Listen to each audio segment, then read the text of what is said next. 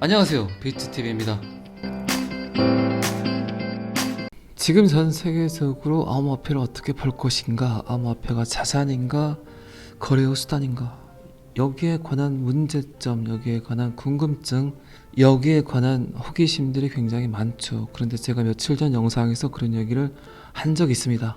현재 지금 전 세계에서 엄청나게 사용이 되고 있는, 쓰이고 있는 금속들이 있죠. 철, 납, 구리, 은, 알루미늄, 굉장히 많은 금속들이 있습니다. 그리고 이 금속들은 산업 전반에 쓰이지 않는 곳이 없을 정도로 굉장히 유용하게 사용이 되고, 자, 여기서부터는 구독자분들에게만 노출이 되는 영상입니다. 구독, 좋아요 좀 눌러주시고요. 그런 금속들이 없었다면 인류의 진화라든가 인류의 발전은 거의 없었겠죠. 전 세계에 지금 묻혀있는 자원, 이 금속들을 사람들이 마이닝을 해서 채굴을 해서 많은 곳들에서 그런 금속들이 쓰이고 있죠. 그렇다면 암호화폐는 뭘까요?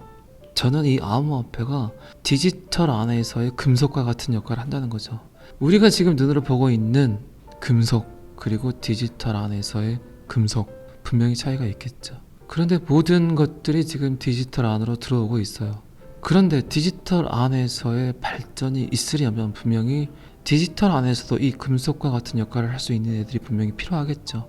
제가 특히나 알트코인들의 특성을 잘 이해를 하면서 얘는 이런 역할을 충분히 수행하겠구나, 가능하겠구나, 이게 어쩌면 실질 사회에서 금속과 같은 역할을 할 수 있겠구나 라는 생각을 했어요. 이거는 그냥 순수한 저의 생각이었어요. 그 어디에도 쓰여져 있지 않은 그런 생각. 그렇기 때문에 실질 사회에서도 은 가격이 상승을 하고, 구리 가격이 상승을 하고, 납 가격이 상승을 하고, 각기 고유의 자산 클래스에 맞는 가격이 책정이 돼서 또 상승하고 하락하고 하는 거와 똑같이 이 암호화폐도 그 쓰임에 따라, 그 종류에 따라, 그 특성에 따라 많이 쓰이게 된다면 가격이 상승을 하고, 또 쓸모가 없다면 가격이 하락을 하고, 그렇겠죠. 그런데 이제 대부분의 사람들이 암호화폐 하면 그걸로 직접 결제를 한다고 생각들을 하죠. 또 그런 오해를 많이 하기도 하고, 저는 디지털 금속과 같은 역할을 할 거라고 생각을 하는데 분명히 저와 다른 생각을 하는 분도 있겠죠. 그런데 제가 지금 이 데이터를 여러분들께 이야기 드린 이유는 이 마스터카드에서는 저와 똑같은 생각을 하고 있는 것 같아요. 오늘이 200원, 내일이 300원 이런다면 이거를 직접 거래의 도구로 사용할 수 있을까요? 그건 좀 힘들죠. 그런데 실질 사회에서 사용이 되는 금속과 같은 역할을 디지털 안에서, 그 특정 암호화폐가 디지털 금속과 같은 역할을 한다면 가격의 차이는 분명히 있겠죠. 그리고 이 무궁무진한 디지털이란 공간 안에서 충분히 써야 되는 디지털 금속들이 있겠죠.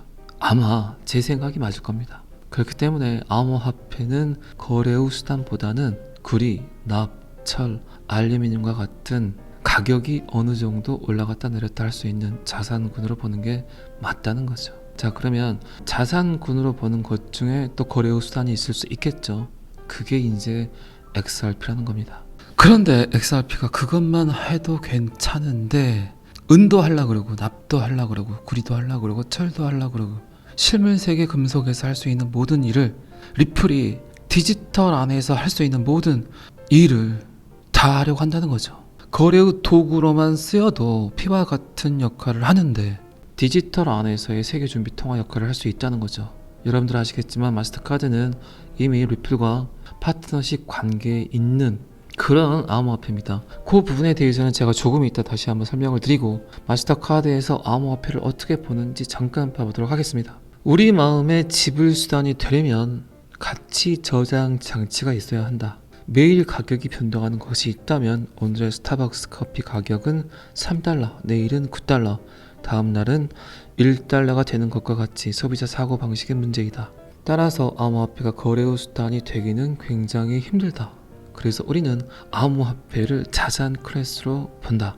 그러나 지불 수단으로서는 우리가 스테이블 코인과 CBDC가 잠재적으로 조금 더 큰 가능성이 있다고 생각을 한다. 자, 이 내용으로 봐서는 거의 제 생각과 비슷하죠. 그런데 많은 사람들이 왜 그거를 지금 눈치채지 못하고 이해하지 못하냐? 결국은 이 암호화폐의 속을 전혀 들여다보지 않고, 즉 어떤 일을 하는 블록체인인지 들여다보지 않고 암호화폐 가격만 본다는 얘기죠. 그런데 결국 제가 어제 영상에서도 이야기 드렸지만 블록체인을 들여다볼 시점이 점점 다가오고 있다는 겁니다. 분명히 암호화폐는 A다면 A다, 이오스면 이오스, B체인이면 B체인, 디지털 안에서 디지털을 좀 더 활성화시키기 위해서 각기 다른 임무를 가지고 나온 암호화폐라는 거죠. 그러면 충분히 납철, 구리와 같은 역할을 디지털 안에서 수행을 하겠죠.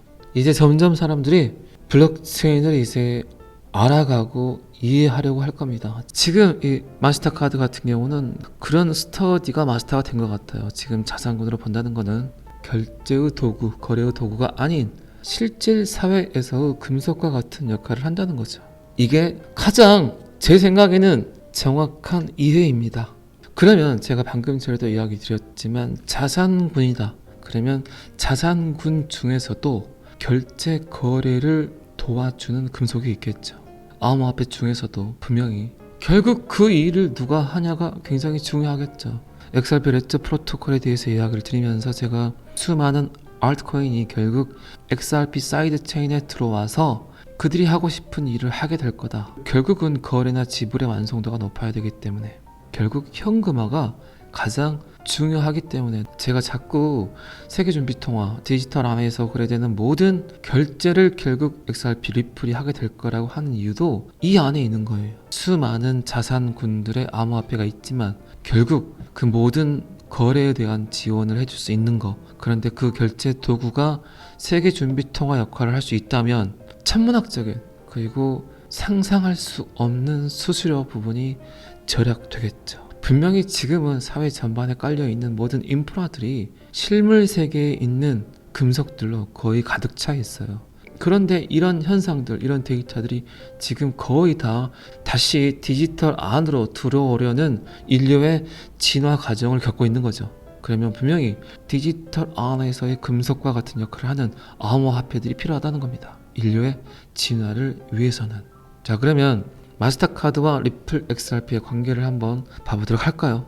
이미 2017년 마스터카드는 국경 간 B2B 결제를 위한 리플 기술 실험 테스트를 하고 있었고, 그리고 2021년 작년 10월 27일 마스터카드의 제품 담당 부사장은 리플을 디지털 자산으로 지불하는 파트너로 언급을 한다.